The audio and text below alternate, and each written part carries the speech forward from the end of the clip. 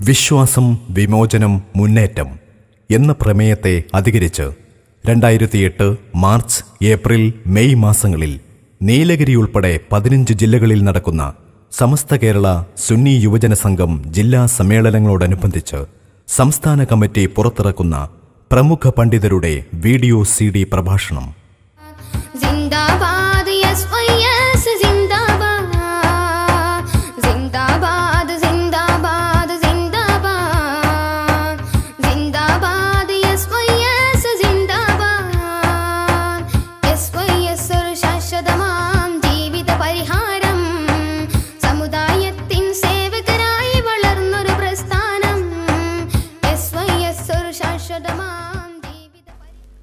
السلام عليكم ورحمة الله وبركاته. بسم الله الحمد لله والصلاة والسلام على أفضل رسول الله وعلى آله وصحبه الفائزين برضا الله أما بعد. ബഹുമാന്യരായ സഹോദരങ്ങളെ, സഹൃദയരെ,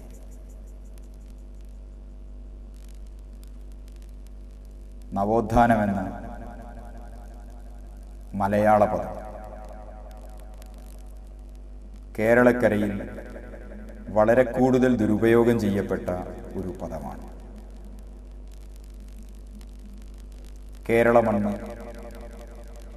വർഷങ്ങൾക്ക് മുമ്പ് അനുഭവിച്ചുകൊണ്ടിരുന്ന അടിമത്തത്തിൻ്റെ പശ്ചാത്തലത്തിൽ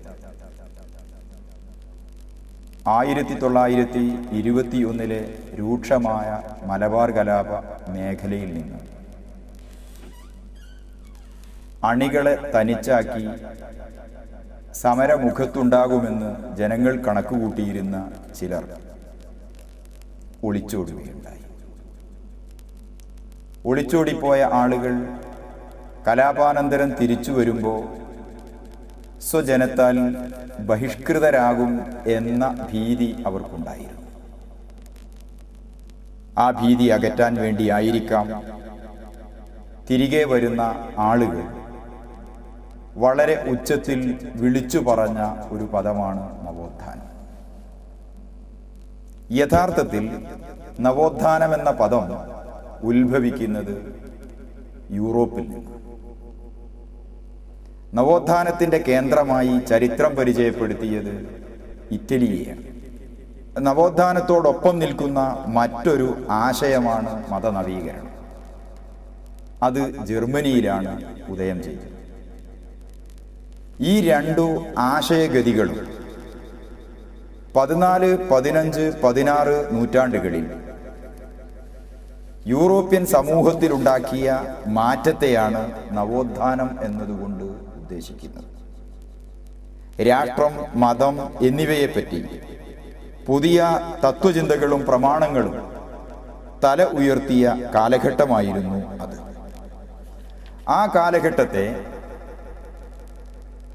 അന്നത്തെ മാറ്റങ്ങളെ, വിപ്ലവങ്ങളെ എല്ലാം കൂടി ഉൾക്കൊള്ളുന്ന നവോത്ഥാനമെന്ന ആശയത്തെ കേരളീയക്കരയിലേക്ക് കൊണ്ടുവന്നപ്പോൾ ക്രൈസ്തവ മതത്തിൽ നിന്നും വിഭിന്നമായ ഒരു സ്ഥിതിവിശേഷത്തിലൂടെ കേരള മണ്ണിൽ ഇസ്ലാമിക രംഗത്ത് ചില പരിഷ്കരണ പ്രവർത്തനങ്ങൾ ചിലർ നടത്തി.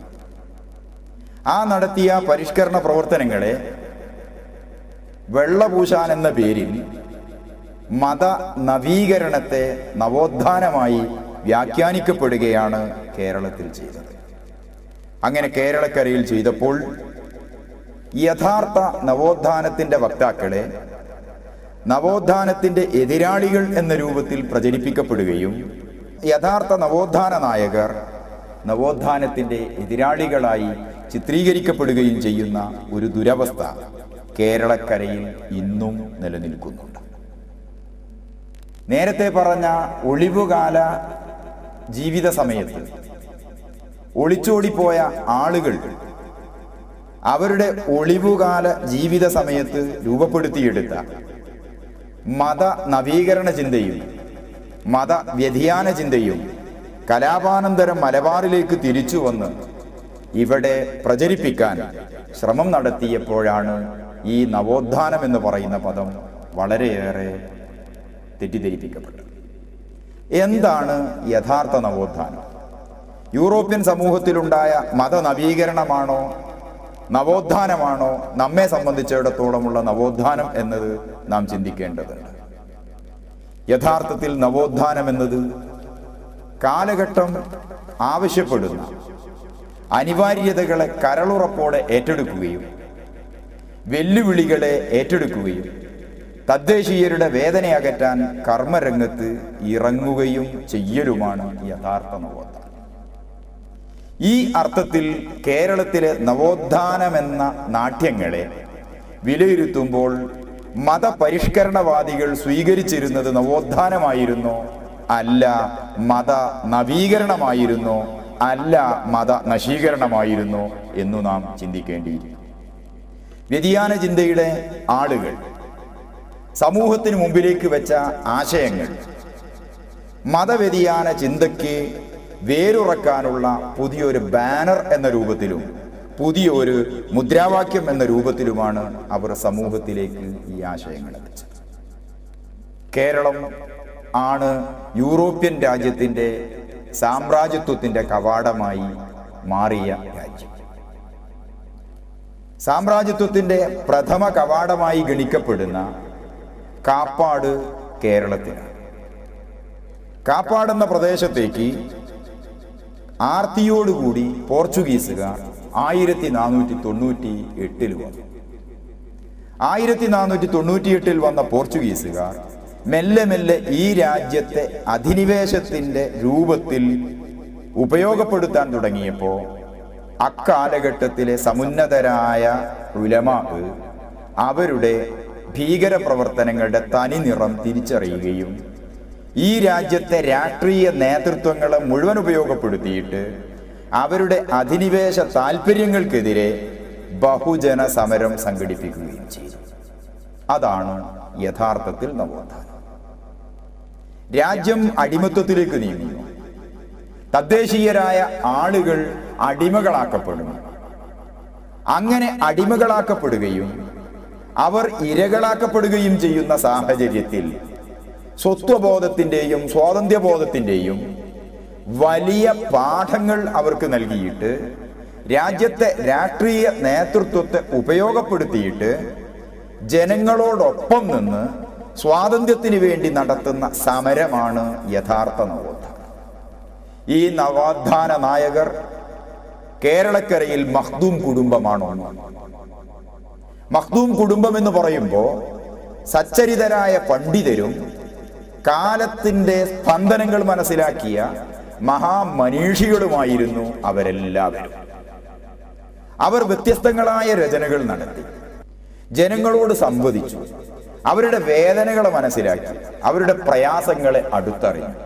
അങ്ങനെ വേദനകൾ മനസ്സിലാക്കുകയും പ്രയാസങ്ങൾ അടുത്തറിയുകയും രാജ്യത്തിൻ്റെ തേട്ടം എന്താണ്, രാഷ്ട്രത്തിൻ്റെ ആവശ്യം എന്താണ് എന്നു മനസ്സിലാക്കിയിട്ട് ജനങ്ങളോടൊപ്പം നിന്ന് അവർ സമരം നയിച്ചു. ആ നയിച്ച പോരാട്ടങ്ങളെയാണ് യഥാർത്ഥത്തിൽ നവോത്ഥാനം എന്ന് പറയുന്നത്.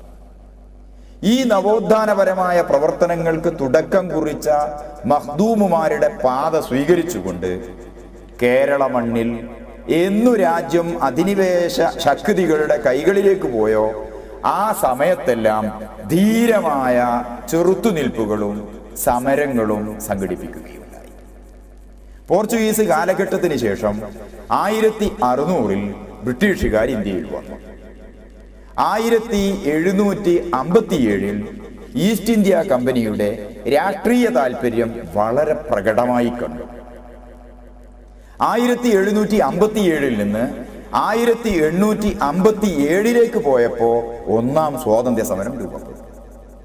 ഒന്നാം സ്വാതന്ത്ര്യ സമരത്തിന്റെ ഭാഗമായി ബ്രിട്ടീഷുകാർ കുറേയേറെ പാഠങ്ങൾ പഠിച്ചു. ഈ രാജ്യത്തു നിലനിൽക്കണമെങ്കിൽ രാജ്യത്തെ വ്യത്യസ്ത വിഭാഗങ്ങളെ വിഭിന്ന ധ്രുവങ്ങളിലേക്ക് മാറ്റണമെന്നവർ തീരുമാനിച്ചു. അങ്ങനെ തീരുമാനിക്കപ്പെട്ടപ്പോൾ പ്രധാനമായും ഉപയോഗപ്പെടുത്തപ്പെട്ടത് 2 സമുദായങ്ങളെയാണ്. കേരളത്തെ സംബന്ധിച്ചിടത്തോളം, ഇന്ത്യയെ സംബന്ധിച്ചിടത്തോളം പ്രബലമായ 2 മതവിഭാഗങ്ങളെ വർഗീയമായ ചേരിതിരിവുകളുടെ അടിസ്ഥാനത്തിൽ വ്യത്യസ്ത ഭാഗങ്ങളിലേക്ക് അവർ തള്ളിവിട്ടു. അങ്ങനെ തള്ളിവിട്ടപ്പോൾ സ്വാഭാവികമായും ഉടലെടുത്ത വർഗീയ ചിന്ത സ്വാതന്ത്ര്യത്തിൻ്റെ ശോഭ കെടുത്തിക്കളഞ്ഞു. അങ്ങനെ 1857 ആരംഭിച്ച ഒന്നാം സ്വാതന്ത്ര്യ സമരത്തിന്റെ കാലഘട്ടത്തിലും അതിനു മുമ്പുമായി കേരളക്കരയിലെ മലബാറിൽ രൂക്ഷമായ ഒരുപാട് സമരങ്ങൾ നടന്നിട്ടുണ്ട്. ആ സമരങ്ങൾക്കെല്ലാം കൂടി പറയുന്ന പേരാണ് മലബാർ കലാപം. 1921 നടന്ന കലാപം മലബാർ കലാപ ചരിത്രത്തിലെ രൂക്ഷമായ സംഘട്ടനമായിരുന്നു. ആ രൂക്ഷമായ സംഘട്ടനത്തിന് മുമ്പും അതിനോടനുബന്ധമായും മലബാറിന്റെ മണ്ണിൽ, ഏറനാടിന്റെ മണ്ണിൽ ധാരാളം സംഘട്ടനങ്ങൾ നടന്നു. ഈ സംഘട്ടനങ്ങൾക്കെല്ലാം നേതൃത്വം നൽകിയിരുന്നത് സച്ചരിതരും പ്രാമാണികരുമായ പണ്ഡിതന്മാരും സാദാത്തുക്കളുമായി. ആ സാദാത്തുക്കളുടെ മുന്നണി പോരാളി മഹാനായ ഖുതുബുസ്സമാൻ മമ്പുറം തങ്ങളായിരുന്നു. മമ്പുറം തങ്ങളുടെ പുത്രൻ സയ്യിദ് ഫളിൽ പൂക്കോയ തങ്ങളായിരുന്നു. മമ്പുറം തങ്ങളുടെ സതീർത്ഥ്യനും കൂട്ടുകാരനും ഇഷ്ടപ്രിയ സുഹൃത്തുമായിരുന്ന മഹാനായ ഉമർ ഖാദി വെളിയങ്കോട് അവറുകളായിരുന്നു. ഈ സമരങ്ങൾക്ക് ഈ ഉലമാഇന്റെ കൂടെ നിരവധി ആലിമീങ്ങൾ അണിനിരന്നു. ആ അണിനിരന്ന ആലിമീങ്ങളിൽ പ്രമുഖനാണ് സ്വാതന്ത്ര്യ സമര ഭൂമിയിൽ ഷഹീദായ ആലി മുസ്ലിയാർ. ആലി മുസ്ലിയാരെ പോലത്തെ പണ്ഡിതന്മാരോടൊപ്പം വാരിയംകുന്നത്ത് കുഞ്ഞഹമ്മദാജിയെ പോലത്ത സാധാരണക്കാരും അണിനിരന്ന് നിരവധി സമരങ്ങൾ നടത്തി. ഈ സമരങ്ങളാണ് യഥാർത്ഥത്തിൽ നവോത്ഥാനം. ഈ സമരങ്ങൾ രൂപപ്പെടുത്തിയെടുത്തത് ഈ നവോത്ഥാന നായകരുടെ രചനകളായി. അങ്ങനെ രചനകൾ നടത്തിയ മഹാമനീഷിയാണ് സൈനുദ്ദീൻ മഖ്ദൂം. ഒന്നാമനാണ് തഹ്രീർ എന്ന പേരിൽ രചിച്ച യുദ്ധകാവ്യം. ആ യുദ്ധകാവ്യത്തിലൂടെ അദ്ദേഹം ജനങ്ങളെ ഒരുക്കൂട്ടി. ആ യുദ്ധകാവ്യത്തിലൂടെ അദ്ദേഹം സാമൂതിരിമാരെ സംബോധന ചെയ്ത് സാമൂതിരിമാരെ ഒരുക്കൂട്ടുകയും ജനങ്ങളെ സജ്ജരാക്കുകയും ചെയ്തു എന്നു മാത്രമല്ല, പോർച്ചുഗീസുകാർ പിടിച്ചടക്കിയിരുന്ന, അവർ പാണ്ഡികശാല കെട്ടിയിരുന്ന ചാലിയത്തെ കോട്ട മഹാനായ സൈനുദ്ദീൻ മഖ്ദൂം ഒന്നാമന്റെ പുത്രനായ അബ്ദുൽ അസീസ് മഖ്ദൂമിന്റെ നേതൃത്വത്തിലും കോഴിക്കോട്ടെ കാദിമാരുടെ നേതൃത്വത്തിലും നായർ പടയാളികളും മുസ്ലിം പടയാളികളും ഒന്നിച്ചു ചേർന്നിട്ട് കോട്ട തിരിച്ചു പിടിച്ചു. ഇതാണ് യഥാർത്ഥ നവോത്ഥാനം. ഈ നവോത്ഥാന പ്രവർത്തനം രാഷ്ട്രീയമായും ദേശീയമായും നടത്തുമ്പോൾ, സ്വാതന്ത്ര്യ സമരമായ പ്രവർത്തനങ്ങൾ നടത്തിക്കൊണ്ടിരിക്കുമ്പോൾ തന്നെ ജനങ്ങളെ അവർ നേരിന്റെ മാർഗത്തിൽ വഴി നടത്തുകയും ചെയ്തു. അങ്ങനെ ജനങ്ങളെ വഴി നടത്താൻ വേണ്ടി അവർ ഒരുപാട് ഗ്രന്ഥരചനകൾ നടത്തി. ആത്മീയമായ അറിവ് ജനങ്ങൾക്ക് നൽകേണ്ടതുണ്ട്. ആത്മീയമായ അറിവ് ജനങ്ങൾക്ക് നൽകുമ്പോഴേ മനുഷ്യൻ എന്ന യഥാർത്ഥ അർത്ഥത്തിനും മഹത്വത്തിനും ജനങ്ങൾ അർഹരാവുകയും. ഈ തിരിച്ചറിവിന്റെ അടിസ്ഥാനത്തിൽ വിശ്വാസപരമായ കാര്യങ്ങളെയും കർമ്മപരമായ കാര്യങ്ങളെയും ആത്മീയ സംസ്കൃതിക്ക് വഴിവെക്കുന്ന ഗ്രന്ഥങ്ങളെയും ഒരുപാട് ഈ മഹാമനീഷികൾ കേരള ജനതയ്ക്ക് സമർപ്പിച്ചു. അങ്ങനെ കേരള ജനതയ്ക്ക് സമർപ്പിച്ച മഹാമനീഷികളുടെ ഗ്രന്ഥങ്ങൾ, അവരുടെ പ്രവർത്തനങ്ങൾ നാം ഒന്ന് വിലയിരുത്തുമ്പോൾ യഥാർത്ഥ നവോത്ഥാനം ആരുടെ ഭാഗത്താണ്? നവോത്ഥാനത്തിന്റെ നാട്യക്കാരുടെ ഭാഗത്താണോ? അല്ല, യഥാർത്ഥ നവോത്ഥാനം ഈ മഹാരഥന്മാരുടെ കൈകളിലാണോ എന്ന് നാം മനസ്സിലാക്കുക. സൈനുദ്ദീൻ മഖ്ദൂം ഒന്നാമന്റെ രചനകൾ വ്യത്യസ്ത വിഷയങ്ങളിലായി ഗദ്യവും പദ്യവുമായി 10-ലേറെ ഗ്രന്ഥങ്ങളുണ്ട്. സൈനുദ്ദീൻ മഖ്ദൂമിന്റെ പുത്രനായ അബ്ദുൽ അസീസ് മഖ്ദൂം അദ്ദേഹവും 10 പ്രധാന ഗ്രന്ഥങ്ങൾ രചിച്ചു. മഹാനായ ഷേഖ് സൈനുദ്ദീൻ മഖ്ദൂം രണ്ടാമന്റെ ഗ്രന്ഥരചനകൾ ലോക പ്രശസ്തങ്ങളാണ്. കേരളീയ ചരിത്രത്തെയും കേരളീയ പോരാട്ടങ്ങളെയും വളരെ വ്യക്തമായി പ്രതിപാദിക്കുന്ന അദ്ദേഹത്തിന്റെ തുഹ്ഫത്തുൽ മുജാഹിദീൻ ലോകത്തെ വ്യത്യസ്തങ്ങളായ 37 ഭാഷകളിലേക്ക് വിവർത്തനം ചെയ്യപ്പെട്ടിട്ടുണ്ടെന്ന് പറയുമ്പോൾ തന്നെ ആ ഗ്രന്ഥത്തിന്റെ സ്വാധീനം നമുക്ക് മനസ്സിലാക്കാവുന്നതാണ്. അദ്ദേഹം രചിച്ച കർമ്മശാസ്ത്ര ഗ്രന്ഥമായ ഫതുഹുൽ മുഈൻ ലോക പ്രശസ്തമായ ഗ്രന്ഥമാണ്. ഇന്ത്യയിൽ മാത്രമല്ല, ഈജിപ്തിൽ മാത്രമല്ല, അറേബ്യൻ രാജ്യങ്ങളിൽ മാത്രമല്ല, ഇന്തോനേഷ്യ പോലത്തെ മറ്റു രാജ്യങ്ങളിൽ കൂടി വളരെയേറെ പഠിപ്പിക്കപ്പെടുന്ന ഈ കർമ്മശാസ്ത്ര ഗ്രന്ഥത്തിന് കേരളീയരും വിദേശീയരുമായ ധാരാളം സമുന്നതരായ പണ്ഡിതന്മാർ വ്യാഖ്യാന ഗ്രന്ഥങ്ങൾ കൂടി രചിച്ചിട്ടുണ്ടെന്ന് പറയുമ്പോൾ ഇവരുടെ രചനകളുടെ ശ്രേഷ്ഠതയും മഹത്വവും നമുക്ക് മനസ്സിലാക്കാം. അവസാനത്തെ സൈനുദ്ദീൻ മഖ്ദൂമിന്റെ രചനകളും ഈ ഗണത്തിൽ പെടുന്നതാണ്. ഇവിടെ നാം അനുസ്മരിക്കുന്ന പോരാട്ട ഭൂമിയിലെ ഉന്നത ശീർഷരായ അനവധി പണ്ഡിതന്മാരുണ്ട്. ആ പണ്ഡിതന്മാരിൽ മഹാന്മാരായ ഒരു കുടുംബമാണ് കോഴിക്കോട്ടെ ഖാദി കുടുംബം. ഖാദി മുഹമ്മദ് എന്ന് പറയുന്ന മഹാൻ, ആ മഹാൻ രചിച്ച ഫതുഹുൽ മുബീൻ എന്ന് പറയുന്ന ഒരു യുദ്ധകാവ്യമുണ്ട്. ആ യുദ്ധകാവ്യം ചാലിയം കോട്ടയുടെ തിരിച്ചുപിടിക്കലിന്റെ സന്തോഷ പ്രകടനം എന്ന രൂപത്തിൽ അദ്ദേഹം രചിച്ചതാണ്. ഗൗസുൽ ആലമിന്റെ കറാമത്തുകളും ജീവിതവും ദർശനവും വളരെ വ്യക്തമായി പ്രതിപാദിച്ചുകൊണ്ട് അറബി മലയാളത്തിൽ അദ്ദേഹം രചിച്ച മുഹിയുദ്ദീൻ മാല വളരെ പ്രചുര പ്രചാരം നേടിയതാണ്. ഇതിനേക്കാൾ എല്ലാം ഉപരിയായി 500ഓളം ഗ്രന്ഥങ്ങൾ ഈ മഹാമനീഷി രചിച്ചിട്ടുണ്ടെന്ന് അഭിപ്രായപ്പെട്ട ചരിത്രകാരന്മാർ കൂടിയുണ്ടെന്ന് പറയുമ്പോൾ ഇവരുടെ നവോത്ഥാന പ്രവർത്തനങ്ങളുടെയും ഇവരുടെ ശ്രേഷ്ഠമായ പ്രവർത്തനങ്ങളെയും നാം വിലയിരുത്തേണ്ടതുണ്ട്. ഗാലറികളിലിരുന്ന് കളി കാണുകയോ ഉന്നതങ്ങളിലിരുന്ന് നിർദ്ദേശങ്ങൾ നൽകുകയോ ചെയ്യുന്നതിന് പകരം ആത്മീയമായി ഒരുക്കൂട്ടുകയും രാഷ്ട്രീയ നേതൃത്വങ്ങളെ ഉപയോഗപ്പെടുത്തുകയും ജനങ്ങളോടൊപ്പം നിന്ന് പോരാട്ട ഭൂമിയിലേക്ക് ഇറങ്ങുകയും അവരെ ആത്മീയമായി ഉയർത്തിക്കൊണ്ടുവരാനും മതപരമായി ശിക്ഷണം നൽകാനും പോന്ന ഗ്രന്ഥങ്ങൾ രചിക്കുകയും ചെയ്ത ഈ മഹാന്മാരാണ് യഥാർത്ഥത്തിൽ കേരള മുസ്ലിങ്ങളുടെ ചരിത്രത്തിലെ ആദ്യകാല നവോത്ഥാന നായകന്മാർ എന്നത് ചരിത്രം സാക്ഷി നിൽക്കുന്ന വസ്തുതകളാണ്. ഇനി ഇതുപോലെ നാം ചിന്തിച്ചാൽ മഹാനായ ഉമർ ഖാദി എന്ന ഒരു വലിയ മനുഷ്യനെ കുറിച്ച് നമുക്ക് ധാരാളമായി വായിക്കപ്പെടേണ്ടതായി വരും. ഉമർ ഖാദി തങ്ങളവറുകൾ, അദ്ദേഹത്തിന്റെ രചനകളുണ്ട്, അദ്ദേഹത്തിന്റെ രാഷ്ട്രീയ പ്രവർത്തനങ്ങളുണ്ട്, അദ്ദേഹത്തിന്റെ ജനകീയ പ്രവർത്തനങ്ങളുണ്ട്, അദ്ദേഹത്തിന്റെ മാനവിക പ്രവർത്തനങ്ങളുണ്ട്. ഈ മാനവിക പ്രവർത്തനങ്ങളുടെ ഭാഗമായി വൈദ്യശാസ്ത്രവുമായി ബന്ധപ്പെട്ട് മഹാനവറുകൾ ചെയ്ത സേവനങ്ങൾ കുറച്ചുകൂടി വായിക്കപ്പെടേണ്ടതുണ്ട്. ദേശീയമായ മേഖലയിൽ രാജ്യവുമായി ബന്ധപ്പെട്ട് അധിനിവേശ വിരുദ്ധ നീക്കത്തിന്റെ ഭാഗമായി മഹാനവറുകൾ ചെയ്ത പ്രവർത്തനങ്ങൾ അതും വിലയിരുത്തപ്പെടേണ്ടതുണ്ട്. ഗാന്ധിജിക്ക് മുമ്പ് ഈ മണ്ണിൽ ഇന്ത്യ എന്ന മഹാരാജ്യത്ത് ബ്രിട്ടീഷുകാർക്ക് നികുതി കൊടുക്കാൻ സന്നദ്ധനല്ലെന്നും കൊടുക്കരുതെന്നും സധൈര്യം പ്രഖ്യാപിക്കുകയും നിസ്സഹകരണ നികുതി നിഷേധ പ്രസ്ഥാനങ്ങളുടെ വീജാഭാപ്പം ഈ മണ്ണിൽ നടത്തുകയും ചെയ്ത മഹാനാണ് ഉമർ ഖാദി എന്ന് പറയുമ്പോൾ അദ്ദേഹത്തിന്റെ രചനകളും അദ്ദേഹത്തിന്റെ പ്രവർത്തനങ്ങളും നാം ഇവിടെ മനസ്സിലാക്കേണ്ടതുണ്ട്. ഇങ്ങനെ നാം മനസ്സിലാക്കി വരുമ്പോൾ ശാലിയാത്തിയെ പോലോത്ത അഹ്മദ് കോയ ശാലിയാത്തിയെ പോലോത്ത ഈ കാലഘട്ടം അനുഭവിച്ച നിരവധി പണ്ഡിത മഹത്തുക്കളെ കുറിച്ചും നാം ഓർക്കേണ്ടതായി വരും.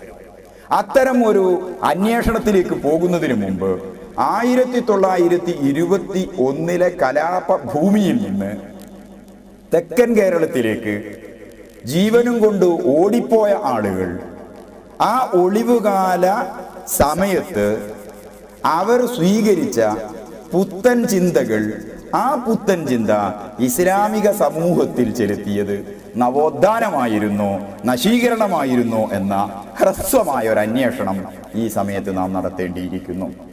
ഇങ്ങനെ നാം ചിന്തിക്കുമ്പോൾ ഇവരുടെ പ്രവർത്തനങ്ങളുടെ ഫലമായി എന്താ കേരളത്തിലുണ്ടായത്? മതത്തെ സംബന്ധിച്ചിടത്തോളം അതെന്തുമാത്രം പ്രയാസങ്ങളാണ് ചെയ്തത് എന്ന് നാം ചിന്തിക്കുക. തങ്ങൾക്ക് ഇഷ്ടമില്ലാത്ത ആളുകളെ മുഴുവൻ നവോത്ഥാനം എന്ന പേര് സ്വീകരിച്ചും നവീകരണം എന്ന പദത്തിന്റെ ആശയം സ്വീകരിച്ചും ഒറ്റപ്പെടുത്താനുള്ള ശ്രമം ഇവർ നടത്തിയിരുന്നു. അങ്ങനെ നടത്തുമ്പോൾ മതമെന്ന് പറയുന്ന ശ്രേഷ്ഠവും സമഗ്രവുമായ ഇലാഹിന്റെ വ്യവസ്ഥിതിയെ കേവല യുക്തിയുടെ അടിസ്ഥാനത്തിൽ ഇവർ നോക്കിക്കണ്ടിരുന്നു. കേവല യുക്തിയുടെ അടിസ്ഥാനത്തിൽ മതമെന്ന് പറയുന്ന ആശയഗതിയെ നോക്കിക്കണ്ടപ്പോൾ മതത്തിന്റെ സമഗ്രത ഇവർ നശിപ്പിച്ചു കളഞ്ഞു. സമൂഹത്തെ എല്ലാ തരത്തിലും അവർ വിഭിന്നതകളിലേക്ക് കൊണ്ടുപോയി. ഈ വിഭിന്നതകളിലേക്ക് സമൂഹത്തെ കൊണ്ടുപോകാൻ ഇവർ ഉപയോഗിച്ച പദം ഏറെ വിചിത്രമായി നമുക്ക് തോന്നുന്നു. അത് ഐക്യസംഘം എന്നതാണ്. കൊടുങ്ങല്ലൂർ പ്രസ്ഥാനം എന്ന പേരിൽ കേരളത്തിലെ ചരിത്രത്തിൽ അറിയപ്പെടുന്ന മത നവീകരണ ആശയങ്ങളെ ഒരുക്കൂട്ടിയിട്ട് ഐക്യസംഘം എന്ന പേരിൽ ഇവർ കേരളത്തിൽ പ്രവർത്തിക്കാൻ ശ്രമം നടത്തി. അതിനു മുമ്പിൽ സച്ചരിതരായ പ്രാമാണികരായ ആരിഫീങ്ങളായ ആലിമീങ്ങൾ നിലകൊണ്ടു. ആ നിലകൊണ്ട ആലിമീങ്ങളെ തങ്ങൾക്ക് ഇഷ്ടമില്ലാത്തതിൻ്റെ പേരിൽ അകറ്റി നിർത്താൻ വേണ്ടി ചില പദപ്രയോഗങ്ങൾ അവർ നടത്തി. ചില ആശയങ്ങളെയും അവർ പ്രയോഗവൽക്കരിച്ചു. അങ്ങനെ അവർ പ്രയോഗവൽക്കരിച്ച ആശയഗതികൾ തികച്ചും മതവിരുദ്ധങ്ങളായിരുന്നു എന്ന് മാത്രമല്ല, മതവുമായി ഒരു നിലക്കും ബന്ധപ്പെടാത്തവ കൂടിയായിരുന്നു. തങ്ങൾക്കിഷ്ടമില്ലാത്ത ആളുകളെയെല്ലാം വെച്ചിട്ട് അതെല്ലാം മതവിരുദ്ധമാണ് എന്നവർ വിധി എഴുതുകയായിരുന്നു ചെയ്തത്. അങ്ങനെ വിധി എഴുതിയപ്പോൾ മുസ്ലിം ഉമ്മയെ ശിർക്കിന്റെ മുദ്ര ചാർത്തിയിട്ട് മാറ്റി നിർത്താനുള്ള ശ്രമങ്ങളാണ് ഈ വിഭാഗം നടത്തിയത് എന്ന് പറയുമ്പോൾ ഇവരുടെ നവോത്ഥാനം സാധാരണക്കാരെയും ശ്രേഷ്ഠരെയുമൊക്കെ ശിർക്കിന്റെ മുദ്ര ചാർത്തി മാറ്റി നിർത്തുന്ന പ്രവർത്തനങ്ങളല്ലാതെ കാലഘട്ടം ആവശ്യപ്പെടുന്ന സേവനപരമായ പ്രവർത്തനങ്ങൾക്കോ കാലഘട്ടമുയർത്തുന്ന വെല്ലുവിളികളോട് സംവദിക്കാനും പ്രതികരിക്കാനും പോന്ന ആർജവമോ ഈ വിഭാഗം കാണിച്ചിരുന്നില്ല എന്ന് നാം മനസ്സിലാക്കണം. അസ്വാതന്ത്ര്യത്തിലേക്ക് നീങ്ങുന്ന നാടിനെ രക്ഷപ്പെടുത്തുന്നതിന് പകരം അസ്വാതന്ത്ര്യം സൃഷ്ടിക്കുന്ന ദുരന്തങ്ങളിൽ നിന്നുള്ള ഒളിച്ചോട്ടം എങ്ങനെയാണ് നവോത്ഥാനം എന്ന പേരിട്ട് വിളിക്കുവാൻ സാധിക്കുക എന്ന് ബഹുമാന്യ സഹോദരങ്ങൾ ചിന്തിക്കേണ്ടതുണ്ട്. ഇത് ഒളിച്ചോട്ടമായിരുന്നു. ഒളിച്ചോട്ടത്തിന് ശേഷമുള്ള തിരിച്ചുവരവ്, ആ തിരിച്ചുവരവിൽ സ്വീകരിച്ചിരിക്കുന്ന മാനങ്ങളും മത തത്വങ്ങളും മതചിന്തയുമായി ബന്ധമില്ലാത്തതായിരുന്നു. അത് മതനശീകരണവുമായി ബന്ധമുള്ളതായിരുന്നു. ഈ മതനശീകരണ ആശയങ്ങളെ ആശയതലത്തിൽ കൊണ്ടുവന്നത് ഏതൊരു പ്രസ്ഥാനത്തെയാണോ കേരളത്തിലെ സമുന്നതരായ സാദാത്തുക്കളും ഉലമാവും ചെറുത്തു തോൽപ്പിക്കാൻ ഉദ്ദേശിച്ചത്, ആ ഉദ്ദേശിച്ച പ്രസ്ഥാനത്തിന് കേരള മണ്ണിൽ ഇടം കിട്ടും വിധമുള്ള പ്രവർത്തനങ്ങളാണ് അവർ പിന്നീട് നടത്തിയത്. ഉദാഹരണത്തിന്, ഈ വിഭാഗത്തെ സ്വാധീനിച്ച മതചിന്ത വളരെ വൈകി അറേബ്യൻ നാടുകളിൽ ബ്രിട്ടീഷ് സാമ്രാജ്യത്വത്തിന്റെ താല്പര്യത്തിനും രാജകീയ കുടുംബവാഴ്ചകളുടെ സംരക്ഷണത്തിനും ഒപ്പിച്ചു നിന്നുകൊണ്ട് ചില മതകീയമായ വ്യതിയാന പ്രവർത്തനങ്ങളെ ഒരുക്കൂട്ടിക്കൊണ്ടായിരുന്നു എന്നത് നാം മനസ്സിലാക്കുക. അങ്ങനെ വരുമ്പോൾ മുഹമ്മദ് ബിൻ അബ്ദുൽ വഹാബും ആലു സഊദും ഹംഫറും ഇവിടെ വായിക്കപ്പെടേണ്ടതായി. ഈ മൂന്ന് കൂട്ടുകെട്ടിന്റെ പശ്ചാത്തലത്തിൽ ഹംഫർ സാമ്രാജ്യത്വത്തിന്റെ ഒരു ഏജന്റാണ്. രാജാധിപത്യത്തിന് വേണ്ടി വാദിക്കുന്ന കുടുംബവാഴ്ചയുമായി ബന്ധപ്പെട്ട ഒരു പ്രതീകമാണ് ആലു സഊദ്. അതുപോലെ തന്നെ മതനവീകരണവാദം എന്നതിൻ്റെ പിൻഭാഗം സ്വീകരിച്ചുകൊണ്ട് സാമ്രാജ്യത്വം കാണിച്ചു കൊടുത്ത വഴിയിലൂടെ അവരുടെ ഔദാര്യങ്ങളും സൗകര്യങ്ങളും സ്വീകരിച്ചുകൊണ്ടുള്ള ഒരു മതനശീകരണ പടയോട്ടത്തിനുള്ള ശ്രമമായിരുന്നു മുഹമ്മദ് ബിൻ അബ്ദുൽ വഹാബ് നടത്തിയത്. ഈ പുത്തനായ ത്രയങ്ങളുടെ സംയുക്തമായ ഒരു പ്രവർത്തനത്തിന്റെ ഫലമായി അതിൻ്റെ പരിണിതി 921 ശേഷം അല്ലെങ്കിൽ 24 കേരളക്കരയിലേക്ക് മെല്ലെ കടന്നു വന്നു. ഈ കടന്നു വന്നത് മതത്തെ ശക്തിപ്പെടുത്താനല്ല, മതത്തെ നശിപ്പിക്കാനേ സാധിക്കുകയുള്ളൂ എന്നതും മതപരമായ അനുഷ്ഠാനങ്ങളിലും ആചാരങ്ങളിലും വിശ്വാസങ്ങളിലുമുള്ള മുസ്ലിം സമൂഹത്തിന്റെ ഐക്യത്തെയാണ് ഇത് തകർക്കുക എന്നും ഈ തകരുന്ന ഐക്യം അത് തന്നെയാണ് സാമ്രാജ്യത്വം അവരുടെ നിലനിൽപ്പിന് ഉപയോഗപ്പെടുത്തുന്ന കുൽസിത മാർഗങ്ങളെന്നും നല്ല കരളുറപ്പുള്ള ദീർഘദൃഷ്ടിയുള്ള ഉലമാവ് ഉറക്കെ പറഞ്ഞു. ആ പറഞ്ഞതിൻ്റെ അടിസ്ഥാനത്തിൽ തന്നെയാണ് ആദ്യകാല വൈദേശിക ആധിപത്യത്തിനെതിരെ തഹ്രീദിലൂടെയും തുഹ്ഫത്തുൽ മുജാഹിദീനിലൂടെയും ആദ്യകാല മഖ്ദൂമുമാർ പടയൊരുക്കം നടത്തിയത്. സൈഫുൽ ബത്താറിലൂടെ മഹാനായ മമ്പുറം തങ്ങളും റുദ്ദത്തുൽ ഉമറയിലൂടെ മമ്പുറം തങ്ങളുടെ പുത്രനും അടക്കമുള്ള ആളുകൾ സമൂഹത്തെ ബോധവൽക്കരിച്ചത്. ഫതുഹുൽ മുബീനിലൂടെ ജനങ്ങളെ ബോധവൽക്കരിച്ചത്. ആധുനിക ലോകത്ത് ഇസ്ലാമിക സമൂഹവുമായി ഈ രാജ്യത്തെ ജനങ്ങൾക്കുള്ള ബന്ധത്തെ ഊട്ടിയുറപ്പിച്ച ഈ നവോത്ഥാന നായകരുടെ രചനകളിൽ 3/4 സിംഹഭാഗവും അറബി ഭാഷയിലാണെന്ന് നാം ഓർക്കണം.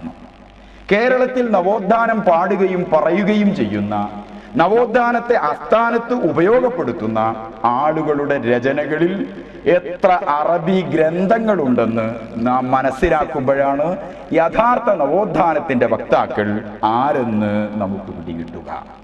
921 ശേഷം 24 എത്തിയപ്പോൾ ഈ കള്ളനാണയങ്ങളുടെ തിരിച്ചുവരവ് മതപരമായി വലിയൊരു വേദന സമൂഹത്തിന് സൃഷ്ടിക്കുന്നു എന്ന് ഇവിടുത്തെ ഉലമാ മനസ്സിലാക്കി.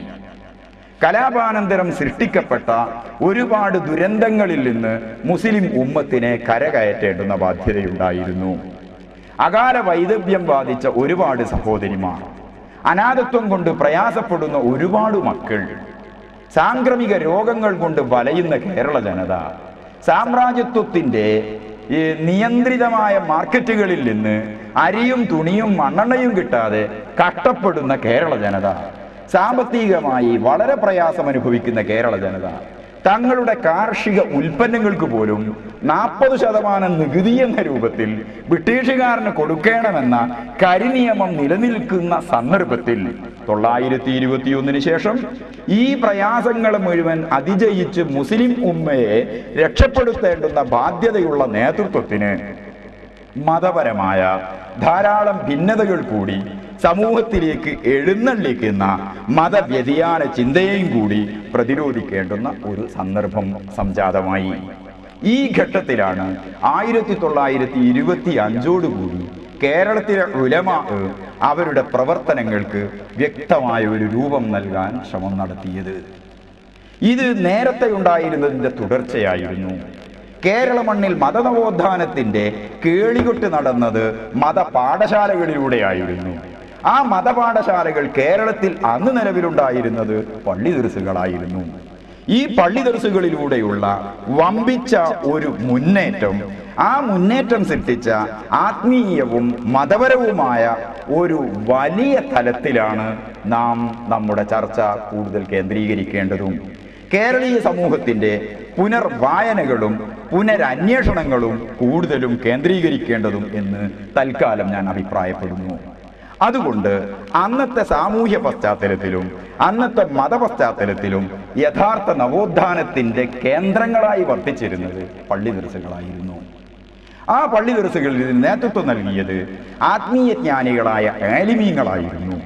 ഈ ആലിമീങ്ങളുടെ നേതൃത്വത്തിന് കീഴിൽ മത അഭ്യസനം പൂർത്തിയാക്കുന്ന ആളുകൾ രാജ്യത്തിന്റെ വ്യത്യസ്ത ഭാഗങ്ങളിലേക്ക് ദീനീ ദഅവത്ത് ഉദ്ദേശിച്ച്, സാമൂഹ്യ സേവനം ഉദ്ദേശിച്ച് വ്യത്യസ്ത ഭാഗങ്ങളിലേക്കും താമസിച്ചു. അങ്ങനെ പൊന്നാനി എന്ന ശിരാകേന്ദ്രത്തിൽ നിന്ന് പ്രവഹിച്ച ഖാദിയാരകങ്ങളും മുസ്ലിയാരകങ്ങളും കൊണ്ട് കേരളത്തിന്റെ കടലോരം മാത്രമല്ല, കേരളത്തിന്റെ മലയോര ഭാഗങ്ങൾ കൂടി സമ്പന്നമായി. ഈ സമ്പന്നമായ കേരളീയ പശ്ചാത്തലമാണ് 921 മുമ്പുള്ള ശേഷവുമുള്ള മുസ്ലിങ്ങളുടെ സ്വാതന്ത്ര്യ സമരപരമായ പങ്ക് നിർണയിച്ചിരുന്നത്. മതപരമായ ആവേശം സ്വീകരിച്ച് സ്വാതന്ത്ര്യ സമര ഭൂമിയിൽ ഏതെങ്കിലും ഒരു മതവിഭാഗം ഇടപെട്ടിട്ടുണ്ടെങ്കിൽ, രംഗത്തുണ്ടായിരുന്നെങ്കിൽ അത് മുസ്ലിം സമുദായമായിരുന്നു എന്നതും മുസ്ലിം സമുദായത്തെ ഇതിന് പ്രാപ്തമാക്കിയത് ഈ ദൃശ ആലിമീങ്ങളുടെ നവോത്ഥാന പ്രവർത്തനങ്ങളുടെയും അവരുടെ സമര പ്രവർത്തനങ്ങളുടെയും ഭാഗമായിരുന്നു എന്നതും ചരിത്രത്തിൽ തർക്കമില്ലാതെ കിടക്കുന്ന യാഥാർത്ഥ്യങ്ങളാണ്. ഈ യാഥാർത്ഥ്യങ്ങളെയൊക്കെ നിഷേധിച്ചുകൊണ്ട് ആധുനിക ലോകത്ത് ഞങ്ങളാണ് യഥാർത്ഥ നവോത്ഥാനത്തിന്റെ പേറ്റന്റിന് അർഹർ എന്ന് അവകാശപ്പെടുന്ന ആളുകളുടെ വാദമുഖങ്ങളുടെ നിരർത്ഥക മനസ്സിലാകണമെങ്കിൽ കുറച്ചുകൂടി ചരിത്രപരമായ അന്വേഷണം ആവശ്യമായി വരും. സമയദൈർഘ്യം ഭയന്ന് അത്തരം ദീർഘമായ ഒരു അന്വേഷണത്തിലേക്ക് ഈ പ്രഭാഷണം കൊണ്ട് ഇന്ന് ഉദ്ദേശിക്കുന്നില്ല. അതുകൊണ്ട് വളരെ ഹ്രസ്വമായി നിങ്ങളോട് പറയട്ടെ. 925 രൂപം കൊണ്ട കേരളത്തിലെ പണ്ഡിത സഭ, ആ പണ്ഡിത സഭയുടെ രൂപീകരണ കാലത്ത് അതിന് സമസ്ത എന്ന പേരില്ല. കേരള ജംഇയ്യത്തുൽ ഉലമാ എന്ന പേര് സ്വീകരിച്ച് പ്രവർത്തനം നടത്തിക്കൊണ്ടിരിക്കുമ്പോഴാണ് ഇതും ഈ പേരും വ്യാജമായ അവകാശവാദങ്ങളിലൂടെയും രജിസ്ട്രേഷൻ സൗകര്യങ്ങളിലൂടെയും ചിലർ തട്ടിയെടുത്തു എന്ന് ബോധ്യം വന്നപ്പോഴാണ് അവരുടെ മുമ്പിൽ മുട്ടുമടക്കാതെ ഈ നവോത്ഥാന നായകരുടെ പിന്മുറക്കാർ 1934 സംഘം രജിസ്റ്റർ ചെയ്യുന്ന ഘട്ടത്തിൽ സമസ്ത കേരള ജംഇയ്യത്തുൽ ഉലമാ എന്ന സമ്പൂർണ്ണ പേര് സ്വീകരിച്ചത്. ഈ പേര് സ്വീകരിച്ചുകൊണ്ട് കേരളക്കരയിൽ മതരംഗത്ത് ഉജ്ജ്വലമായ മുന്നേറ്റവും സാമൂഹ്യ രംഗത്ത് വളരെ വലിയ പരിഷ്കരണവും നടത്തിയ നേതൃത്വം നൽകിയ ആളുകളാണ് ഈ ഉലമാ എന്ന് നാം മനസ്സിലാക്കണം. ഈ ഗണത്തിൽ പ്രഥമസ്ഥാനീയനായി നിൽക്കുന്നത് വരക്കൽ മുല്ലക്കോയ തങ്ങളവറുകളാണ്.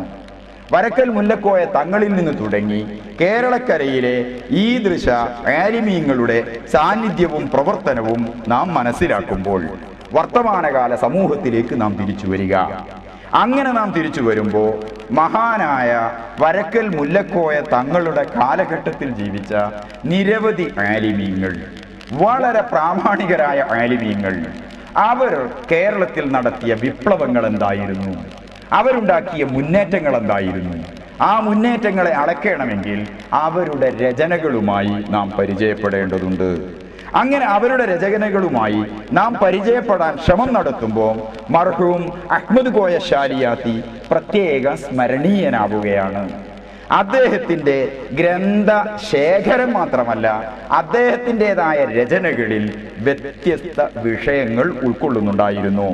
ശാലിയാത്തിയുടേതായി 37 ഗ്രന്ഥങ്ങൾ കൈരളിക്ക് ലോക വിജ്ഞാന മേഖലയ്ക്ക് ലഭിച്ചിട്ടുണ്ട്. ആ 37 ഗ്രന്ഥങ്ങളും അറബി ഭാഷയിലാണ്. അറബി ഭാഷയിൽ രചിക്കപ്പെട്ട മർഹൂം ശാലിയാത്തി തങ്ങളുടെ 37 ഗ്രന്ഥങ്ങൾ, ഈ ഗ്രന്ഥങ്ങൾ സൃഷ്ടിച്ച നവോത്ഥാന വിപ്ലവം മനസ്സിലാകണമെങ്കിൽ ഈ വിപ്ലവത്തിൻ്റെ ചൈതന്യത്തെ കെടുത്താൻ ശ്രമിക്കുന്ന ആളുകളുടെ അവകാശവാദങ്ങളുടെ നിരർത്ഥകത നമുക്ക് മനസ്സിലാക്കേണ്ടി വരും. അവർ പറയുന്നു ഇവരൊന്നും ചെയ്തതല്ല, യഥാർത്ഥത്തിൽ ഇവരായിരുന്നു യഥാർത്ഥ നവോത്ഥാനത്തിൻ്റെ കേരളത്തിലെ വക്താക്കൾ. നവോത്ഥാനം എന്ന് പറയുന്നത് റിനൈസൻസ് എന്ന് പറയുന്ന പാശ്ചാത്യ ലോകത്തെ അന്നുണ്ടായിരുന്ന അതേ രൂപത്തിലുള്ള ഒരു ആശയ സംഹിതയായല്ല കേരളത്തിൽ നാം അനുഭവപ്പെടുന്നത്. അവിടെ മതനവീകരണത്തിൻ്റെ പേരിൽ, റിഫോർമേഷൻ്റെ പേരിൽ അനുഭവപ്പെട്ടിരുന്ന ആശയഗതികളായിരുന്നില്ല. ക്രൈസ്തവ മതത്തിന് അകത്ത് രൂപപ്പെട്ട ഈ കൊടുങ്കാറ്റുകൾ, ഈ കൊടുങ്കാറ്റിൻ്റെ പശ്ചാത്തലം ആയി വന്നത് ആധുനികതയുടെയും യന്ത്രവൽകൃതത്തിൻ്റെയും അച്ചടികളുടെയും അച്ചുകൂടങ്ങളുടെയും ഒക്കെ ഒരു മേഖലയിൽ നിന്നായിരുന്നെങ്കിൽ ഇവിടെ സാമ്രാജ്യത്വം വിതച്ച ദുരന്ത ഭൂമിയിൽ തദ്ദേശീയരായ ആളുകളോടൊപ്പം നിന്നുകൊണ്ട് അവർക്ക് നേതൃത്വം നൽകിയ മഹാന്മാരായ ഈ പണ്ഡിതന്മാർ ഈ പ്രവർത്തനങ്ങൾക്കിടയിലും ശ്രേഷ്ഠമായ രചനകൾ നടത്തി എന്ന് നാം മനസ്സിലാക്കുമ്പോൾ ഇവർ നടത്തിയ വിപ്ലവത്തിന്റെ മഹത്വം നമുക്ക് ബോധ്യപ്പെടും. ഇങ്ങനെ ഓർക്കപ്പെടുന്ന മറ്റൊരു മഹാനായ പണ്ഡിതനാണ് ചാലിലകത്ത് കുഞ്ഞഹ്മദാജി. അദ്ദേഹത്തിൻ്റെ രചനകൾ ഒരുപാടുണ്ട്. ഇങ്ങനെ ഒരുപാട് രചനകൾ നടത്തി ഒരുപാട് ശ്രേഷ്ഠ പ്രവർത്തനങ്ങൾ നടത്തിയ സമസ്തയുടെ ആദ്യകാല ഉലമാഇന്റെ മുന്നണി പോരാളികളായി നിൽക്കുന്ന പാങ്ങിൽ അഹ്മദ് കുട്ടി മുസ്ലിയാർ തൊട്ട് ഇന്ന് സമകാലീനരായ ഒരുപാട് ആലിമീങ്ങളുണ്ട്.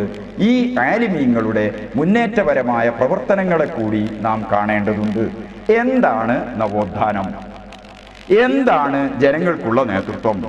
ഇത് മനസ്സിലാക്കണമെങ്കിൽ ഇവർ നടത്തിയ രചനകൾ വായിക്കപ്പെടേണ്ടതുണ്ട്. വർത്തമാനകാല കേരളീയ സമൂഹത്തിൽ മതപരമായ നേതൃത്വം നൽകുന്ന സയ്യിദ് അബ്ദുറഹ്മാൻ അൽ ബുഖാരി താജുൽ ഉലമ മഹാനവറുകളും മഹാനായ കാന്തപുരം AP ഉസ്താദ് അവറുകളുമുള്ള ഒരു വലിയ പണ്ഡിത വ്യൂഹം കേരളത്തിലുണ്ട്. ഈ പണ്ഡിത വ്യൂഹത്തിൻ്റെ അവരുടെ പ്രവർത്തനങ്ങളെ നാം വിലയിരുത്തുമ്പോൾ മഹാന്മാരായ ഈ ഉലമാ അവരുടെ രചനകൾ എത്ര കണ്ടുണ്ടെന്ന് നാം മനസ്സിലാക്കുക. അറബിയിലുണ്ടവർക്ക് രചനകൾ, മലയാളത്തിലുണ്ടവർക്ക് രചനകൾ, വ്യത്യസ്ത ഭാഷകളിലുണ്ടവർക്ക് രചനകൾ. ഇങ്ങനെ ധാരാളം പ്രവർത്തനങ്ങൾ നടത്തിയ മഹാന്മാരായ പണ്ഡിതന്മാർ കാലത്തെ തൊട്ടറിഞ്ഞവരാണ്. ആദ്യകാല ഉലമാഇന്റെ പാത സ്വീകരിച്ചുകൊണ്ട് വമ്പിച്ച ഒരു മുന്നേറ്റത്തിന് കേരളക്കരയിൽ കളമൊരുങ്ങിയെങ്കിൽ ആ ഒരുക്കിയ പശ്ചാത്തലത്തിൽ നിന്നുകൊണ്ട് തന്നെ ശ്രേഷ്ഠമായ വൈജ്ഞാനിക സേവന പ്രവർത്തനങ്ങൾ നടത്തിയ ആളുകളുടെ കൂട്ടത്തിൽ പ്രഥമ സ്മരണീയരായി, ഗണനീയരായി, ബഹുമാന്യരായ ഒരുപാട് ഉലമാഇനെ നമുക്ക് എടുത്തുദ്ധരിക്കാൻ കഴിയും.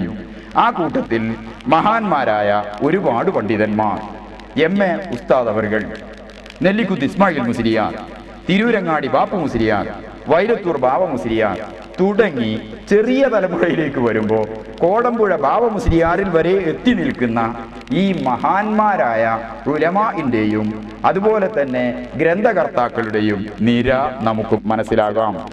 ഇവിടെ ബഹുമാന്യരായ നെല്ലിക്കുത്ത് ഇസ്മായിൽ മുസ്ലിയാർക്ക് അറബി ഭാഷയിൽ തന്നെ 7 സുപ്രധാന ഗ്രന്ഥങ്ങളുണ്ട്. മിഷ്കാത്ത് എന്ന് പറയുന്ന ഹദീസ് ഗ്രന്ഥത്തിന് മഹാനവറുകൾ രചിച്ച മിർആത്ത് എന്ന 6 വാള്യങ്ങളുള്ള ഗ്രന്ഥം. ഈ ഗ്രന്ഥം ആധുനിക ലോകത്ത് ആദ്യകാല വലിയ പണ്ഡിതന്മാരെ അനുസ്മരിപ്പിക്കുന്ന സുപ്രധാനമായ വർക്കാണെന്ന് പറയാതിരിക്കാൻ വയ്യ. ഇങ്ങനെ ചിന്തിച്ചാൽ കാലഘട്ടം ആവശ്യപ്പെടുന്ന പ്രവർത്തനങ്ങൾ നൽകിയിട്ട് പ്രബുദ്ധമായ ഒരു ജനവിഭാഗമാക്കി കേരളത്തിലെ ജനതയെ മാറ്റിയതുകൊണ്ടാണ് ഇന്ത്യയിലെ ഇതര സംസ്ഥാനങ്ങളിൽ നിന്ന് തികച്ചും വ്യത്യസ്തമായ ഒരു സ്വത്വം കേരളീയ മുസ്ലിങ്ങൾക്ക് നേടാൻ സാധിച്ചത്.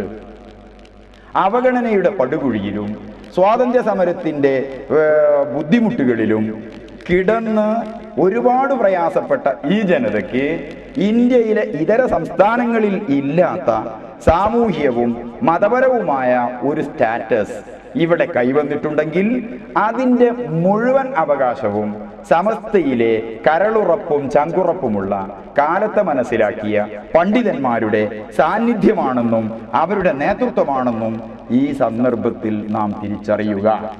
അവരില്ലായിരുന്നുവെങ്കിൽ, ഈ പ്രവർത്തനങ്ങൾ നടത്തിയില്ലായിരുന്നുവെങ്കിൽ കേരളം ഇരുളടഞ്ഞു പോകുമായിരുന്നു മതരംഗത്ത്. വളരെ നവ്യമായ, വളരെ പ്രാധാന്യമർഹിക്കുന്ന ഒരു വിപ്ലവ പ്രവർത്തനമാണ് വിദ്യാഭ്യാസ രംഗത്ത് ഈ ഉലമാ നടത്തിയത്. വിദ്യാഭ്യാസ ബോർഡിന്റെ രൂപീകരണമാണ് ഇതുകൊണ്ട് ഞാൻ ഉദ്ദേശിച്ചത്.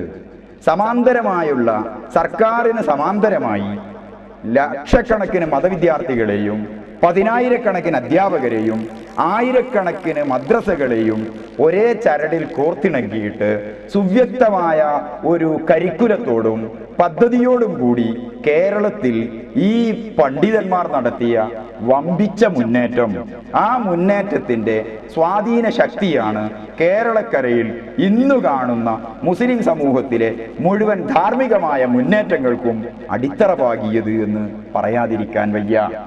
ഇവരുടെ ശ്രമഫലമായാണ് കേരളക്കരയിൽ വളരെ വലിയ പ്രവർത്തനങ്ങൾ നടന്നത്.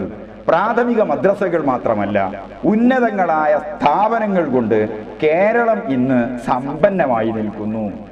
ഈ സമ്പന്നമായി നിൽക്കുന്ന കേരളത്തിന്റെ ആദ്യകാല പള്ളി ദർസുകളുടെ തുടർച്ച പരിരക്ഷിച്ചുകൊണ്ട് തന്നെ ആധുനികങ്ങളായ സങ്കേതങ്ങൾ ഉപയോഗിച്ച് വിദ്യയുടെ വ്യാപനത്തിനും സാംസ്കാരിക പ്രവർത്തനങ്ങൾക്കുമായി നിരവധി സമുന്നത മർക്കസുകളും മജ്മഉകളും ജാമിയകളും കൊണ്ട് കേരളം ഇന്ന് സമ്പന്നമാണ് എന്ന് നാം മനസ്സിലാക്കുക. ഈ പ്രവർത്തനങ്ങൾക്ക് നേതൃത്വം നൽകിയതും കേരളത്തിലെ സമുത്കൃഷ്ടരും സമുന്നതരുമായ ഉലമാ ആണ്. അവരുടെ പ്രവർത്തനങ്ങളോടൊപ്പം കേരളത്തിലെ സാമാന്യ ജനതയും സ്വാധീന ശക്തിയുള്ള ഉമറാവും യോജിച്ചുകൊണ്ടുള്ള മുന്നേറ്റം നടത്തി.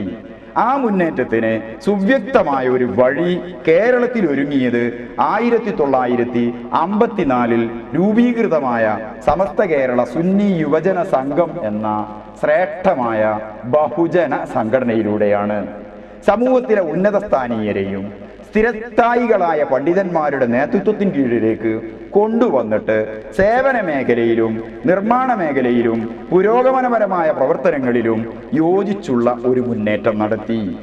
ഈ മുന്നേറ്റത്തിന്റെ ഫലമായി പ്രവാചകർ സ്വല്ലല്ലാഹു അലൈഹി വസല്ലം പഠിപ്പിച്ചതുപോലെ സമൂഹത്തിലെ 2 വിഭാഗത്തിന്റെ യോജിപ്പ് ആ സമൂഹത്തിനുണ്ടാക്കിയ മാറ്റം ഗുണപരമായിരുന്നു.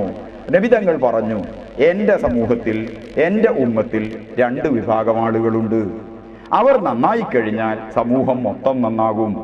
അവർ ചീത്തയാകുന്ന പക്ഷം സമൂഹം ദുഷിച്ചു നാറും. അങ്ങനെ അവർ നന്നാക്കൽ പ്രക്രിയയിൽ സംയോജന പ്രവർത്തനം നടത്തേണ്ടുന്ന 2 വിഭാഗങ്ങളിൽ ഒന്ന് പണ്ഡിതന്മാരും മറ്റൊന്ന് ഉമറാവുമാണ്. ഈ സംയോജന പ്രവർത്തനത്തിന് കേരളക്കരയിൽ സുവ്യക്തമായ രൂപത്തിൽ 1954 മുതൽ പ്രവർത്തന രംഗത്ത് സജീവമായ ഒരു ചരിത്രം പറയാനുണ്ട്. ഈ സജീവമായ ചരിത്രം പറയുമ്പോൾ വിദ്യാഭ്യാസ മേഖലയിൽ ഇത് സൃഷ്ടിച്ച വിപ്ലവത്തെ നാം മനസ്സിലാക്കണം. മഹല്ലുകളെ കേന്ദ്രീകരിച്ചുകൊണ്ട് നവോത്ഥാനപരമായ പ്രവർത്തനങ്ങൾക്ക് ഈ സംരംഭങ്ങൾ നടത്തിയ മുന്നേറ്റങ്ങളെ നാം മനസ്സിലാക്കണം. അങ്ങനെ ആദ്യകാലത്ത് സമസ്തയുടെ നേതൃത്വത്തിൽ ജാമിയകൾ രൂപീകരിച്ചെങ്കിൽ അത് ഒരൊറ്റെണ്ണമായി നിന്നു. പിൽക്കാലത്ത് അത് നിരവധി ജാമിയകളിലേക്ക് കാലത്തിന്റെ തേട്ടമനുസരിച്ച് വളർന്നു വികസിച്ചു പന്തലിച്ചു വന്നു. ഇങ്ങനെ വികാസം കൊണ്ട ഒരു സാമൂഹ്യ പശ്ചാത്തലവും മതകീയ പശ്ചാത്തലവും ചുറ്റുപാടും കേരളത്തിൽ ഉണ്ടായത് ഇവരുടെ ശ്രമഫലമായാണ്. പിന്നെയും കാലഘട്ടം ആവശ്യപ്പെട്ട പുതിയ പ്രവർത്തനങ്ങളുമായി സമസ്ത കേരള ജംഇയ്യത്തുൽ ഉലമാഇന്റെ ആശീർവാദത്തോടുകൂടി വളർന്നു വരുന്ന വിഭാഗങ്ങൾക്ക് ഒരു പ്രവർത്തന വേദി രൂപപ്പെട്ടു. ആ പ്രവർത്തന വേദിയാണ് Kerala state Sunni students federation. ഇങ്ങനെ നിരവധി സേവന പ്രവർത്തനങ്ങൾക്ക്, വിദ്യാഭ്യാസ വിപ്ലവ പ്രവർത്തനങ്ങൾക്ക്, സമര പ്രവർത്തനങ്ങൾക്ക് കേരള ജനതയെ പാകപ്പെടുത്താൻ പോന്ന ഒരു പുതിയ വിചാരത്തിന്റെയും പുതിയ കർമ്മ പദ്ധതിയുടെയും മേഖലയായി SSF ഇന്നും സമൂഹത്തിൽ നിലനിൽക്കുന്നുണ്ട്. ഇങ്ങനെ ചുരുക്കത്തിൽ എല്ലാ നിലക്കും സമുദ്ധാരണ പ്രവർത്തനം എന്ന ലക്ഷ്യത്തോടുകൂടി കേരളക്കരയിൽ പ്രവർത്തിച്ചുകൊണ്ടിരിക്കുന്ന ഈ ശ്രേഷ്ഠമായ വിഭാഗം, ഈ വിഭാഗത്തിന്റെ പ്രവർത്തനങ്ങളെ ചിലരിന്ന് അപഹസിക്കുന്നുണ്ട്. ഞാൻ ചോദിക്കട്ടെ, എന്താണ് നവോത്ഥാനം? ഇപ്പോ ഇന്ത്യ മഹാരാജ്യത്ത് UPA ഗവൺമെന്റ് സച്ചാർ സമിതിയെ നിയോഗിക്കുകയും സമിതി റിപ്പോർട്ട് സമർപ്പിക്കുകയും ചെയ്തു. 2008, 2009 ബജറ്റ് അവതരണത്തിന്റെ മുമ്പായി സമിതി റിപ്പോർട്ടുകൾ നടപ്പിലാക്കാനും ആ റിപ്പോർട്ടുകൾ അതിൻ്റെ ആവശ്യകത വെച്ച് നടപ്പിൽ വരുത്താനും ഉദ്ദേശിച്ചുകൊണ്ട് ചില പ്രവർത്തനങ്ങൾ നടത്തേണ്ടതുണ്ടായിരുന്നു. ഈ പ്രവർത്തനങ്ങളുടെ ഭാഗമായി കേരളക്കരയിൽ നിന്ന് ഈ ആവശ്യവും ഉന്നയിച്ച് ഏതെങ്കിലും ഒരു മുസ്ലിം സംഘടന, മതസംഘടന എന്ന് ഞാൻ പറയുന്നില്ല, പണ്ഡിത സംഘടന എന്ന് പോലും ഞാൻ പറയുന്നില്ല, ഏതെങ്കിലും ഒരു മുസ്ലിം സംഘടന സച്ചാർ സമിതി റിപ്പോർട്ട് നടപ്പാക്കണമെന്നും അത് നടപ്പാക്കലിന്റെ അനിവാര്യത ബോധ്യപ്പെടുത്തി കൊടുക്കുകയും പോരാത്തതിന് നടപ്പിലാകണമെങ്കിൽ പ്രസ്താവനകൾ കൊണ്ട് സാധ്യമല്ല, ബജറ്റിൽ തുക വകയിരുത്തണമെന്നും ആവശ്യപ്പെട്ടുകൊണ്ട് ഇന്ത്യൻ പ്രധാനമന്ത്രിയെ കണ്ട് വിഷയം തെര്യപ്പെടുത്തിയ ഏതെങ്കിലും ഒരു സംഘടനയുണ്ടെങ്കിൽ അത് കേരളത്തിലെ നേരത്തെ പറഞ്ഞ പണ്ഡിതന്മാരുടെ പാരമ്പര്യം പേറുന്ന ബഹുമാന്യരായ സമസ്ത കേരള ജംഇയ്യത്തുൽ ഉലമായുടെ ഇന്നത്തെ ജനറൽ സെക്രട്ടറി കാന്തപുരം ഉസ്താദായിരുന്നു എന്ന് പറയുമ്പോൾ ഇതാണ് ഒരർത്ഥത്തിൽ യഥാർത്ഥ നവോത്ഥാന പ്രവർത്തനങ്ങൾ. കേരളത്തിലെ വടക്കേ അറ്റം തൊട്ട് തെക്കേ അറ്റം വരെയുള്ള ജനതയെ ആശയപരമായ, ആത്മീയമായ, ആദർശപരമായ ഒരു കുടുംബാംഗം എന്ന നിലക്ക് നോക്കിക്കണ്ടുകൊണ്ട് മൊത്തത്തിൽ ജനങ്ങളുടെ ഇടയിലേക്ക് വ്യത്യസ്തങ്ങളായ സേവന പ്രവർത്തനങ്ങളുമായി നാം നടന്ന് കയറുകയാണ്. മാറ്റങ്ങൾ നാം സൃഷ്ടിക്കുകയാണ്. ഈ സൃഷ്ടിക്കുന്ന മാറ്റങ്ങൾ, ഈ സൃഷ്ടിക്കുന്ന ആർജവങ്ങൾ സമൂഹത്തിൽ സ്ഥായീ ഭാവം ലഭ്യമാകേണ്ടതുണ്ട്. ആ ലഭ്യമാക്കൽ പ്രവർത്തനങ്ങൾക്ക് ബഹുജനങ്ങളുടെ പിന്തുണ ആവശ്യമാണ്. ഈ പിന്തുണ വളരെ വലിയ ആത്മാർത്ഥമായ മാനസികമായ പിന്തുണയാണെന്ന് വളരെ ചുരുങ്ങിയ രൂപത്തിൽ ഞങ്ങൾ ഓർമ്മപ്പെടുത്തട്ടെ. ഇങ്ങനെ ഏതൊരു കൈവഴിയിലൂടെ ആദ്യകാല മുസ്ലിം ഉമ്മത്ത് അവരുടെ പ്രവർത്തനങ്ങളിൽ ഐശ്വര്യപരമായ മേഖല കണ്ടെത്തിയോ ആ മേഖലയിലേക്ക് അവർ നടന്നു കയറിയ പാതയിലൂടെ അവരുടെ പാത സ്വീകരിച്ചുകൊണ്ട് മുന്നോട്ട് പോയാലേ നമുക്ക് നടന്നെടുക്കാൻ സാധിക്കൂ എന്ന് പ്രവാചകർ സ്വല്ലല്ലാഹു അലൈഹി വസല്ലം പഠിപ്പിച്ച ഒരു സന്ദേശത്തിന്റെ ആശയ സംഗ്രഹം ഞാൻ നിങ്ങളുടെ മുമ്പിൽ വെക്കുകയാണ്. ചുരുക്കത്തിൽ നവീനവാദികൾ കേരളത്തിൽ നടത്തിക്കൊണ്ടിരിക്കുന്ന ദുരാരോപണങ്ങൾ, ആ ദുരാരോപണങ്ങൾ മതത്തിന്റെ അന്തസ്സത്ത കെടുത്തിയിരിക്കുന്നു. കേവല യുക്തിയുടെ അടിസ്ഥാനത്തിൽ മതത്തെ അവർ നോക്കിക്കാണുമ്പോൾ മതത്തിന്റെ സമഗ്രത നഷ്ടപ്പെടുകയാണ്. മതത്തെ ചരിത്രത്തിൽ നിന്ന് വേർപെടുത്തുമ്പോൾ ജനങ്ങളിൽ നിന്ന് മതം ഒറ്റപ്പെടുകയാണ്. 1921 മുമ്പുള്ള കേരളീയ ഇസ്ലാമിക ചരിത്രം ഈ പുത്തൻ വിഭാഗത്തിന് പഥ്യമേ അല്ല. അവരെ സംബന്ധിച്ചിടത്തോളം ചരിത്രം ആരംഭിക്കുന്നത് 1921 ശേഷമോ 24 ശേഷമോ ആണ്. അതിനു മുമ്പുള്ള കേരളത്തിലെ മുഴുവൻ പോരാട്ടങ്ങളെയും, മുഴുവൻ മുന്നേറ്റങ്ങളെയും, മുഴുവൻ രചനകളെയും അവർ തമസ്കരിക്കുന്നു. അങ്ങനെ തമസ്കരിക്കുക എന്നത് ഹീനമായ അവരുടെ ആശയഗതികൾ സ്ഥിരീകരിക്കപ്പെടണമെങ്കിൽ ആവശ്യമാണെന്ന് അവർ വിചാരിക്കുന്നു. അതുകൊണ്ട് തന്നെയാണ് ഖാദി മുഹമ്മദിന്റെ മുഹിയുദ്ദീൻ മാല എന്ന അറബി മലയാള ഗ്രന്ഥത്തെ അവർ നിഷേധിക്കുന്നത്. അതുകൊണ്ട് തന്നെയാണ് മഖ്ദൂമുമാരുടെ സേവന പ്രവർത്തനങ്ങളെ അവർ വളരെ ചുരുക്കിയ രൂപത്തിൽ കാണുന്നത്. ഉമർ ഖാദിയുടെ മുന്നേറ്റത്തെ സ്വീകരിക്കുന്ന പക്ഷം അദ്ദേഹത്തിന്റെ ആത്മീയമായ ലോകത്തെ കൂടി സ്വീകരിക്കേണ്ടി വരുമെന്നുള്ള വെപ്രാളമായിരിക്കാം അവരെ ഇതിനൊക്കെ പ്രേരിപ്പിക്കുന്നത്. ഇങ്ങനെ കേവല യുക്തി കൊണ്ട് മതത്തെ അളക്കുകയും ചരിത്രപരമായി മതത്തെ പരിമിതപ്പെടുത്തുകയും ചെയ്യുമ്പോൾ സമൂഹത്തിൽ സംഭവിക്കുന്ന ദുരന്തം അള്ളാഹുവിന്റെ മതം തെറ്റിദ്ധരിപ്പിക്കപ്പെടുന്നു എന്നതാണ്. അതിനേക്കാൾ ഉപരി മുസ്ലിം സമുദായം ഇഞ്ചോടിഞ്ച് വളരെ കർക്കശമായ രൂപത്തിൽ വിഭാഗീയതകൾക്ക് വിധേയമാകുന്നു എന്നതുമാണ്. അങ്ങനെ വിഭാഗീയത സമൂഹത്തിൽ വളരുമ്പോൾ യോജിച്ചു നിൽക്കുന്ന ഒരു ഉമ്മത്തിന്റെ സ്ഥിതി നമുക്കില്ലാതെ പോകുന്നു. യോജിച്ച് നിന്ന കാലത്ത് ഐക്യസംഘം എന്ന പേരിലാണ് അനൈക്യത്തിനുള്ള പുറപ്പാടുണ്ടായതെങ്കിൽ ഇന്ന് എമ്പാടും സമൂഹത്തിൽ വിഭിന്നതകൾ വിതച്ചതിന് ശേഷം പിന്നെ ഐക്യത്തിന് വേണ്ടിയുള്ള ആഹ്വാനം നടത്തുമ്പോൾ യഥാർത്ഥ ഐക്യവാദികളെ ഒറ്റപ്പെടുത്താനുള്ള കുൽസിത നീക്കവും കൂടി ഇതിന്റെ പിന്നിലുണ്ടെന്ന് കേരള ജനത തിരിച്ചറിയുകയാണ്. ഇങ്ങനെ തിരിച്ചറിയുന്ന കേരള ജനത ഈ സമൂഹത്തിലെ എല്ലാ ജനവിഭാഗങ്ങളോടും പറയുന്നത് മതത്തെ നാം പഠിക്കുക, കേരളീയ ഇസ്ലാമിക ചരിത്രത്തെ പഠിക്കുക, ലോക ഇസ്ലാമിക ചരിത്രത്തെ പഠിക്കുക, നവോത്ഥാന കാലഘട്ടവുമായി ബന്ധപ്പെട്ട കേരളത്തിലെയും ഇന്ത്യയിലെയും ദേശീയവും പ്രാദേശികവുമായ പ്രത്യേകതകളെക്കുറിച്ച് നാം മനസ്സിലാക്കുക. അങ്ങനെ മനസ്സിലാക്കിയ ഒരു സമൂഹത്തിന്റെ വളരെ വലിയ കരുത്തും ആർജവവും നമുക്കുണ്ടായിരുന്നു എന്ന് പറഞ്ഞാൽ ഇന്ന് വളരെയേറെ എതിർക്കപ്പെടുന്ന ഒരു മേഖലയാണ്, അല്ലെങ്കിൽ അവഗണിക്കപ്പെടുന്ന ഒരു മേഖലയാണ് അറബി മലയാളം. അറബി മലയാളം അവഗണിക്കപ്പെടുന്നു എന്നതുകൊണ്ട് സംഭവിക്കുന്നത് ആ കാലഘട്ടത്തിലെ മുസ്ലിം സമൂഹം നിരക്ഷരരായിരുന്നു എന്ന് പറയലാണ്. യഥാർത്ഥത്തിൽ കേരളത്തിൽ മുസ്ലിങ്ങളെ സംബന്ധിച്ചിടത്തോളം അവർ സമ്പൂർണ്ണ സാക്ഷരരായിരുന്നു. അറബി മലയാളം അവർക്ക് സുപരിചിതമായിരുന്നു. അറബി അവർക്ക് ഏറെക്കുറെ പാരായണം ചെയ്യാനും മനസ്സിലാക്കാനും സാധിക്കുന്നതായിരുന്നു. അതുകൊണ്ട് തന്നെ ആ പാത സ്വീകരിക്കാൻ നാം മുന്നോട്ട് വരണം. അന്നുണ്ടായിരുന്ന ഉയർത്തെഴുന്നേൽപ്പുകളെയും അന്നുണ്ടായിരുന്ന മുന്നേറ്റങ്ങളെയും നാം ഉൾക്കൊള്ളേണ്ടതുണ്ട്. അങ്ങനെ ഉൾക്കൊള്ളുമ്പോൾ കേരളക്കരയിൽ പണ്ട് അറബി മലയാളത്തിൽ 2 ദിനപത്രങ്ങൾ ഉണ്ടായിരുന്നു. ആ 2 ദിനപത്രങ്ങളിൽ ഒന്നിന്റെ പേര് റഫീഖുൽ ഇസ്ലാം എന്നായിരുന്നു. രണ്ടാമത്തതിന്റെ പേര് സ്വലാഹുൽ ഇഖ്വാൻ എന്നുമായിരുന്നു. സ്വലാഹുൽ ഇഖ്വാനും റഫീഖുൽ ഇസ്ലാമുമായി കേരളത്തിൽ 2 അറബി മലയാള ദിനപത്രങ്ങൾ ഉണ്ടായിരുന്നുവെന്നും ആ അറബി മലയാള ദിനപത്രങ്ങളിൽ കേരളത്തിലെ മുസ്ലിമേതര വ്യാപാര സംരംഭകർ പോലും പരസ്യം ചെയ്തിരുന്നു എന്നും കേരള ചരിത്രത്തിൽ നിന്ന് നമുക്ക് കാണാം. ഇതിന്റെ പാത സ്വീകരിച്ചുകൊണ്ട് മുന്നേറ്റപരമായ പ്രവർത്തനങ്ങൾക്ക് ഈ ഉലമാഇന്റെ നേതൃത്വത്തിൽ ഇന്നും ശ്രമം നടക്കുന്നുണ്ട്. അന്നുണ്ടായിരുന്ന ദിനപത്രത്തിന്റെ പേര് അറബിയിലായിരുന്നു, ഭാഷ അറബി മലയാളവുമായിരുന്നു. ഇന്നും ഇതിന്റെ കഴിവ് സ്വീകരിച്ചുകൊണ്ട് അറബി പേര് സ്വീകരിച്ച് മലയാളത്തിൽ ഈ പണ്ഡിതന്മാരാൽ ഒരു ദിനപത്രം നടത്തപ്പെടുന്നുണ്ട്. ആ ദിനപത്രത്തിന്റെ പേരാണ് സിറാജ്. കേരളത്തിലെ മുന്നേറ്റപരമായ മേഖലകളിൽ നാം നടത്തുന്ന, കേരളത്തിലെ ഉലമാ നടത്തുന്ന വമ്പിച്ച മുന്നേറ്റങ്ങളെ നാം മനസ്സിലാക്കുക. ഇങ്ങനെ ചിന്തിക്കുമ്പോൾ കേരളത്തിലെ മുസ്ലിങ്ങൾ നേരത്തെ സാക്ഷരരായിരുന്നു. പിന്നീട് അവർ നിരക്ഷരരാണ് എന്ന് പറയപ്പെടുന്നതിലേക്ക് എത്തിച്ചെങ്കിൽ അതിന് ദേശീയമായ സ്വാതന്ത്ര്യ സമരപരമായ ഒരു പശ്ചാത്തലമുണ്ട്. ഈ പശ്ചാത്തലത്തോടൊപ്പം അന്നത്തെ സാമൂഹ്യ വ്യവസ്ഥിതി വിലയിരുത്തപ്പെടണമെങ്കിൽ ഇസ്ലാമിക ചരിത്രത്തെ 924 മുമ്പുള്ള കാലഘട്ടവും കൂടി ശരിക്കും അനാവരണം ചെയ്യപ്പെടേണ്ടതുണ്ട്.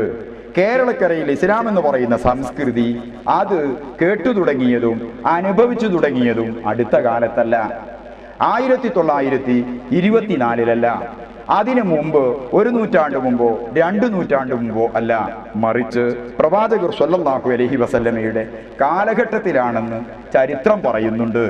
ഈ ചരിത്രത്തിൽ പണ്ഡിതന്മാർക്കിടയിൽ ചില കാലഗണനയിൽ അഭിപ്രായ വ്യത്യാസങ്ങൾ നിലനിൽക്കാം. എന്നാൽ തന്നെയും പ്രവാചകർ അന്ന് സ്വീകരിച്ച മക്കയിലെ നിഷേധി വിഭാഗം ഉന്നയിച്ച ഒരു വെല്ലുവിളി സ്വീകരിച്ച ചരിത്രമുണ്ട്. ആ ചരിത്രം മറ്റൊന്നുമല്ല, ഉമേലെ കാണുന്ന ചന്ദ്രഗോളത്തെ രണ്ടായൊന്ന് കാണിക്കാനാകണം എന്ന വെല്ലുവിളിയായിരുന്നു. പ്രവാചകർ സന്തോഷപൂർവ്വം ആ വെല്ലുവിളി ഏറ്റെടുത്തു. ആ വെല്ലുവിളി ഏറ്റെടുത്തിട്ട് പ്രവാചകർ നടത്തിയത് ഒരു മായാജാലമായിരുന്നില്ല. ഇവിടെ കേരളത്തിലും ഇന്ത്യയിലും മുതുകാടുമാരും കൂഡ്നിമാരും മായാജാല പ്രദർശനങ്ങൾ നടത്താറുണ്ട്. ഏതു സ്റ്റേജിലാണോ നടത്തുന്നത് ആ സ്റ്റേജിൽ മാത്രമായിരിക്കും ഈ മായാജാലം ദൃശ്യമാവുക. പ്രവാചകർ ഏറ്റെടുത്ത വെല്ലുവിളി ചന്ദ്രനെ 2 പിളർപ്പാക്കലായിരുന്നു. ആ വെല്ലുവിളി പ്രവാചകർ ഏറ്റെടുത്തുകൊണ്ട് കാണിച്ചു കൊടുത്തപ്പോ ചന്ദ്രഗോളം 2 പിളർപ്പായി നിന്നു. ഈ ദൃശ്യം കേരളത്തിലെ ഒരു രാജാവിൻ്റെയും ശ്രദ്ധയിൽപ്പെട്ടു. അദ്ദേഹം കാര്യങ്ങൾ അന്വേഷിച്ചു തുടങ്ങി. ചന്ദ്രനെ 2 പിളർപ്പായി പ്രവാചകർ കാണിച്ച മുഅ്ജിസത്തിന്റെ ദൃശ്യം ശ്രദ്ധയിൽപ്പെട്ട കേരളത്തിലെ ഒരു പാരമ്പര്യ രാജാവ്, ഒരു പെരുമാൾ, പിന്നീട് പ്രവാചക സവിധത്തിലെത്തി ഇസ്ലാം സ്വീകരിച്ചു എന്നും നാട്ടിലേക്കുള്ള മടക്ക യാത്രയിൽ അദ്ദേഹം ചരമമടഞ്ഞു എന്നുമാണ് ചരിത്രം പറയുന്നതെങ്കിൽ, ആ കാലഘട്ടം തൊട്ട് തൊട്ടടുത്ത കാലഘട്ടങ്ങളിലായി കേരള ജനത ഇസ്ലാം എന്ന് പറയുന്ന മഹത്തായ സംസ്കൃതിയെ അനുഭവിച്ചുകൊണ്ടിരിക്കുന്നുണ്ട്. ഈ അനുഭവിച്ചുകൊണ്ടിരിക്കുന്ന കേരളീയ ചരിത്രത്തെയും ഇസ്ലാമിക സംസ്കൃതിയെയും തമസ്കരിക്കുക എന്നത് മിതമായ ഭാഷയിൽ പറഞ്ഞാൽ നവോത്ഥാനമല്ല. ഈ നവോത്ഥാനത്തിന്റെ പാട്ടുകാർ ഇതെല്ലാം ഉയർത്തിപ്പിടിച്ച് മുമ്പുണ്ടായിരുന്ന ആളുകളെ മുഴുവൻ ഇസ്ലാമിക വൃത്തത്തിൽ നിന്ന് പുറത്തേക്ക് വെക്കുന്നുവെങ്കിൽ അത് വളരെ ലളിതമായി പറഞ്ഞാൽ അതിരു കടന്നതാണ്. ശിർക്കാരോപണം എന്ന് പറയുന്ന കുറ്റത്തെ പോലെ മറ്റൊരു കുറ്റമില്ല. ശിർക്കിനോളം കഠിനമായ ഒരു പാപമില്ലെന്ന് ഖുർആൻ തന്നെ പറഞ്ഞിട്ടുണ്ട്. ഏത് പാപവും റബ്ബ് തആല അവന്റെ ഉദാരത കൊണ്ട് പുറത്തു തന്നേക്കാം. ഒരു നിലക്കും ഒരു സാഹചര്യത്തിലും പൊറുക്കപ്പെടാൻ സാധ്യതയില്ലാത്ത കഠിനമായ പാപമാണ് ശിർക്ക് എന്നതുകൊണ്ട് ആ ശിർക്ക് തങ്ങൾക്ക് ഇഷ്ടമില്ലാത്തവരുടെ മേലിൽ മൊത്തമായും ചില്ലറയായും ചാർത്തിക്കൊടുക്കുന്ന ഈ ആളുകൾ എങ്ങനെയാണ് നവോത്ഥാനത്തിന്റെ വക്താക്കളാവുക? ഇവരെ എങ്ങനെയാണ് നാം നവോത്ഥാനക്കാർ എന്ന് വിളിക്കുക? ഈ നവോത്ഥാന നാട്യക്കാരുടെ എഴുന്നള്ളിപ്പുകളും കെട്ടുനാടകങ്ങളും കേരള ജനതയിൽ വേരോട്ടം ലഭ്യമായിട്ടില്ല, ലഭ്യമാകാനിട്ട് പോകുന്നുമില്ല. യാഥാർത്ഥ്യങ്ങൾക്ക് നേരെ, വസ്തുതകൾക്ക് നേരെ കണ്ണടച്ചതുകൊണ്ട് വസ്തുതയല്ലാതാവില്ല. നാം തെറ്റിദ്ധരിപ്പിക്കുന്നു എന്നതിൽ തൽക്കാലത്തേക്ക് വിജയിക്കുമെങ്കിലും ആ തെറ്റിദ്ധാരണ സമൂഹത്തിൽ ഏറെക്കാലം നിലനിൽക്കില്ല. പ്രമാണങ്ങളുടെ വെളിച്ചത്തിലും ചരിത്രത്തിന്റെ പിൻബലത്തിലും ഇത്തരം ദുര്യോഗങ്ങളെ മുഴുവൻ ചോദ്യം ചെയ്യാൻ പോന്ന ഒരാധുനിക തലമുറയുടെ ശക്തമായ സാന്നിധ്യം കേരളത്തിലുണ്ട്, ലോകത്തിന്റെ എല്ലാ ഭാഗത്തുമുണ്ട്. ഇങ്ങനെയുള്ള ഒരു വിഭാഗത്തിന്റെ സാന്നിധ്യം ഉണ്ടായിരിക്കുമെന്നത് ഇസ്ലാമിക ധർമ്മത്തിന്റെ തേട്ടമാണ്. ലാ തസാലു ത്വായിഫത്തുൻ മിൻ ഉമ്മത്തി വാഹിരീന അലൽ ഹഖ്. എന്റെ സമുദായത്തിലെ, എന്റെ ഉമ്മത്തിലെ ഒരു വിഭാഗം എപ്പോഴും എക്കാലത്തും നേരിനു വേണ്ടി പടപൊരുതുന്നവരും അതിനുവേണ്ടി ഉജ്ജ്വലമായി വാദിക്കുന്നവരും അത് ഉയർത്തിക്കാണിക്കുന്നവരുമായിരിക്കുമെന്ന് പ്രവാചക തിരുമേനി പഠിപ്പിച്ചത് ഈ സന്ദർഭത്തിൽ സ്മരണീയമാണ്. ഇങ്ങനെ നേരിന്റെ മാർഗത്തിൽ ഉറച്ചു നിൽക്കുന്ന ഒരു വിഭാഗം എന്തായിരുന്നാലും ഇവിടെ ഉണ്ടാകും. ഈ വിഭാഗം ഉള്ളിടത്തോളം കാലം നവോത്ഥാന നാട്യക്കാർക്ക് അവരുടെ കള്ളനാണയങ്ങളെ, വ്യാജ കറൻസികളെ സമൂഹത്തിൽ വിനിയോഗിക്കുവാനോ വിൽപ്പന നടത്തുവാനോ സാധിക്കുകയില്ല എന്ന് നാം മനസ്സിലാക്കേണ്ടതുണ്ട്. ഇവിടെയാണ് യഥാർത്ഥത്തിൽ നാം ഉണർന്നു പ്രവർത്തിക്കേണ്ടത്. നേരിന്റെ വഴിയിലും ധർമ്മത്തിന്റെ വഴിയിലും മുന്നോട്ട് പോകേണ്ടതുണ്ട്. ജോൺ വൈക്ലിഫും ജോൺ ഹസ്സിയും തുടങ്ങിയ ആദ്യകാല മതനവീകരണവാദികൾ ജർമ്മനിയിൽ നടത്തിയതുപോലത്തെ മതത്തിനകത്തുള്ള മതനിഷേധപരമായ വ്യതിയാനപരമായ പ്രവർത്തനങ്ങൾ ഇസ്ലാമിനകത്ത് നടത്താൻ ഈ വിഭാഗത്തെ അനുവദിച്ചുകൂടാ. ക്രിസ്ത്യാനിറ്റി മതനവീകരണത്തെയും മതനവോത്ഥാനത്തെയും തങ്ങൾക്ക് അനുകൂലമായി ഉപയോഗപ്പെടുത്തിയെങ്കിൽ നവോത്ഥാനത്തിന്റെ പേരിലും നവീകരണത്തിന്റെ പേരിലും വേദന അനുഭവിക്കുന്ന മതവിഭാഗം മുസ്ലിം സമുദായമാണെന്ന് ഓർക്കുമ്പോൾ ഇതിന്റെ പിന്നിലുള്ള സാമ്രാജ്യത്വ അജണ്ടകളെ പറ്റി, അതിന്റെ ഹിഡൻ കാഴ്ചപ്പാടുകളെ പറ്റി നാം ബോധവാന്മാരാകേണ്ടതുണ്ട്. ഇതാണ് ഈ സന്ദർഭത്തിൽ വളരെ ലളിതമായി നിങ്ങൾ ഓർമ്മപ്പെടുത്താനുള്ളത്. ഉമർ ഖാദി തങ്ങളവറുകളും ഫസൽ തങ്ങളും മമ്പുറം തങ്ങളും ഒരു കാലഘട്ടത്തെ പ്രശോഭിതമാക്കിയ മഹാന്മാരായിരുന്നു. കോഴിക്കോട്ടെ ഖാദിമാർ ഒരു കാലഘട്ടത്തെ പ്രശോഭിതമാക്കിയ പണ്ഡിതന്മാരായിരുന്നു. അതിനു മുമ്പ് മഖ്ദൂം തങ്ങന്മാർ കേരളത്തെ സമുദ്ധരിച്ച മഹാപണ്ഡിതന്മാരായിരുന്നു. മഖ്ദൂം തങ്ങൾക്ക് മുമ്പ് മാലിക് ദീനാർ തങ്ങളും സഹചരും കൂടിയിട്ട് കേരള മണ്ണിൽ വമ്പിച്ച മാറ്റങ്ങൾ ഉണ്ടാക്കിയിരുന്നു. ഈ മാറ്റങ്ങൾ ഉണ്ടാക്കിയപ്പോൾ അതിൻ്റെ പരിണിതി കേരളക്കരയിലെ ജനതയ്ക്ക് ആത്മവിശ്വാസം പകർന്നിരുന്നു. ഈ കേരളത്തിലെ മാത്രമല്ല, ഇന്ത്യയിലെ ആദ്യത്തെ മുസ്ലിം പള്ളിയാണ് കൊടുങ്ങല്ലൂരിലെ പള്ളി. ഈ പള്ളിയും ഈ കാലഘട്ടത്തിൽ നിർമ്മിക്കപ്പെട്ട തദനുസൃതമായ ധാരാളം പഴയകാല പള്ളികളും ഇന്നു കേരളത്തിലുണ്ട്. ഇങ്ങനെയുള്ള ഈ പള്ളികളിൽ നടന്നു വരുന്ന ഇസ്ലാമികമായ മതപരമായ വിഷയങ്ങളെ കൂടി പ്രബുദ്ധ ജനത ഒന്ന് വിലയിരുത്തൂ. ആദ്യകാലത്ത് പ്രവാചക സവിധത്തിൽ നിന്നിറങ്ങിത്തിരിച്ച ആളുകൾ പഠിപ്പിച്ച ഇസ്ലാമിക ശരീഅത്തിന്റെ ഇസ്ലാമിക ശരീഅത്തും അതിൻ്റെ മുറകളും അനുധാവനം ചെയ്തുകൊണ്ട് തന്നെയാണ് ആധുനിക ലോകത്തും ഈ ആദ്യകാല മസ്ജിദുകൾ മുഴുവൻ നിലനിൽക്കുന്നത്. ആരെങ്കിലും തങ്ങളുടെ ആഗ്രഹങ്ങൾക്ക് വേണ്ടി കെട്ടിയുണ്ടാക്കിയ ആധുനിക പുതിയ പള്ളികളെ കുറിച്ചല്ല ഞാൻ പരാമർശിക്കുന്നത്. ചേരമാൻ പെരുമാളുടെ കാലത്ത്, അതല്ലെങ്കിൽ മാലിക് ദീനാർ തങ്ങളുടെ കാലത്ത് അവിടെ നിന്ന് തുടങ്ങി കേരളത്തിലെ കടലോരങ്ങളിലും തീരപ്രദേശങ്ങളിലും കേരളത്തിലെ ചില മലയോര ഭാഗങ്ങളിലുമായി ഉദയം കൊണ്ട ഒരുപാട് മസ്ജിദുകളുണ്ട്, ഒരുപാട് മന്ദിറുകളുണ്ട്. ഇവിടെയെല്ലാം നടക്കുന്ന ഇസ്ലാമിക നിലപാടുകൾ എന്താണ്? ഇവിടെ നടക്കുന്ന ആശയങ്ങൾ എന്തൊക്കെയാണ്? ഇവിടെ നടക്കുന്ന ആരാധനാ സമ്പ്രദായങ്ങൾ എന്തൊക്കെയാണ്? ഇതുകൂടി നാം മനസ്സിലാക്കുക. നവോത്ഥാനം എന്ന് പറയുന്ന പദം തെറ്റിദ്ധരിപ്പിക്കാൻ വേണ്ടി ഉപയോഗിക്കരുത്. അത് ദുരുപയോഗം ചെയ്യാൻ ഉപയോഗപ്പെടുത്തരുത്. ഏതുപോലെ ആധുനിക ലോകത്തിന് വികസനം എന്ന ശബ്ദം വളരെയേറെ തെറ്റിദ്ധരിപ്പിക്കപ്പെടുകയും വേട്ടയ്ക്കും ഇരപിടുത്തത്തിനുമായി ദുരുപയോഗപ്പെടുത്തുകയും ചെയ്യാറുണ്ട്. ഏതു പക്ഷമെന്ന വ്യത്യാസമില്ലാതെ ഏതൊരാളും ഇന്ന് വികസനമെന്ന് കേൾക്കുമ്പോൾ അതിനോട് സമ്മതം പാടുന്ന, അതിനോട് രാജിയാകുന്ന ഒരു കാഴ്ചപ്പാട് ഇവിടെ നിലനിൽക്കുന്നുണ്ട്. എന്നതുപോലെ നവോത്ഥാനം എന്ന ശബ്ദത്തിന്റെ പേരിൽ നാം ഇവിടെ തെറ്റിദ്ധരിപ്പിക്കപ്പെടാൻ പാടില്ല. മതനവീകരണമാണ് ഈ നവോത്ഥാനവാദികളുടെ ആയുധമെങ്കിൽ ഈ നല്ല ഒരു പദസമുച്ചയത്തെയും ആശയ സമുച്ചയത്തെയും കൂട്ടുപിടിച്ചിട്ട് വ്യാജമായ തങ്ങളുടെ ഉൽപ്പന്നങ്ങൾക്ക് മാർക്കറ്റ് കണ്ടെത്താനുള്ള ശ്രമമാണെങ്കിൽ അത് അനുവദിക്കാൻ പാടില്ല. വ്യാജമായ ഉൽപ്പന്നങ്ങൾ വളരെ വലിയ പരസ്യ ജാടകളോടുകൂടി എഴുന്നള്ളിച്ചിട്ട് ഇവിടെ പ്രചരിപ്പിക്കപ്പെടുന്നുണ്ടാകാം. പക്ഷേ അതുപോലെ ഈ സമയത്ത് അത് സമ്മതിച്ചുകൂടാ. അതുകൊണ്ട് മുസ്ലിം ഉമ്മയുടെ ആദർശപരമായ ആർജവം നാം മനസ്സിലാക്കുകയും അതിൻ്റെ കരുത്തും ശക്തിയും ശേഷിയും നാം ഉൾക്കൊള്ളുകയും ചെയ്തിട്ട് എന്താണ് യഥാർത്ഥ നവോത്ഥാനമെന്നും യഥാർത്ഥ മുന്നേറ്റമെന്നും മനസ്സിലാക്കിയിട്ട് മതത്തിൻ്റെ ആദ്യകാല അടിസ്ഥാനത്തിൽ ഉറച്ചു നിന്നുകൊണ്ട് പ്രാമാണികമായ ലൈനുകൾ സ്വീകരിച്ചുകൊണ്ട് മുന്നോട്ടു പോകാനും ഒപ്പം നിൽക്കാനും കേരള ജനത തയ്യാറാകണം. ഇസ്ലാം എന്ന് പറയുന്ന മതത്തിൻ്റെ സമഗ്രത അത് ലോകത്തിന് കാണിച്ചു കൊടുക്കണം. അത് നാം കാണിച്ചു കൊടുക്കേണ്ടത് മസിൽ പവറിലൂടെയല്ല, മറിച്ച് ആശയപരമായ സൗന്ദര്യത്തില് പുത്തൻ സംവിധാനങ്ങൾ ഉപയോഗിച്ചുകൊണ്ടുള്ള പുതിയ പുതിയ സംവേദന പ്രവർത്തനങ്ങളിലൂടെ സംവാദ പ്രക്രിയയിലൂടെയാകണമെന്ന് ഞങ്ങൾ അഭിപ്രായപ്പെടട്ടെ. അതുകൊണ്ട് ഈ നാട്ടിലെ ഈ പ്രദേശത്തെ ജനങ്ങളുടെ ദേശീയമായ ഐക്യവും ജനങ്ങളുടെ പ്രാദേശികമായ വികസനവും ജനങ്ങളുടെ മതപരമായ മുന്നേറ്റവും ഒന്നിച്ചു സാധ്യമാകണമെങ്കിൽ വിശാലമായ ഹൃദയത്തോടുകൂടിയും സഹിഷ്ണുതാപരമായ നിലപാടോടുകൂടിയും വിഷയങ്ങളെ നോക്കിക്കാണാൻ ഈ നാട്ടിലെ മുഴുവൻ സഹോദരങ്ങളോടും ഞങ്ങൾ വിനീതമായി ആവശ്യപ്പെടുകയാണ്. നവോത്ഥാന നാട്യക്കാർ നിങ്ങളുടെ മുമ്പിൽ എഴുന്നള്ളിക്കുന്ന കെട്ടുകാഴ്ചകൾക്കും കോലങ്ങൾക്കും അതിൽ നവോത്ഥാനമില്ലെന്നും അത് വ്യതിയാനമാണെന്നും അത് നശീകരണമാണെന്നും അത് മതത്തിനെതിരെയുള്ള ഗൂഢാലോചനയുടെ ഫലമായി രൂപം കൊണ്ട ഉപജാപക ലോകത്തിന്റെ പ്രവർത്തനങ്ങളുടെ ബാക്കിപത്രങ്ങളാണെന്നും നാം മനസ്സിലാക്കുക.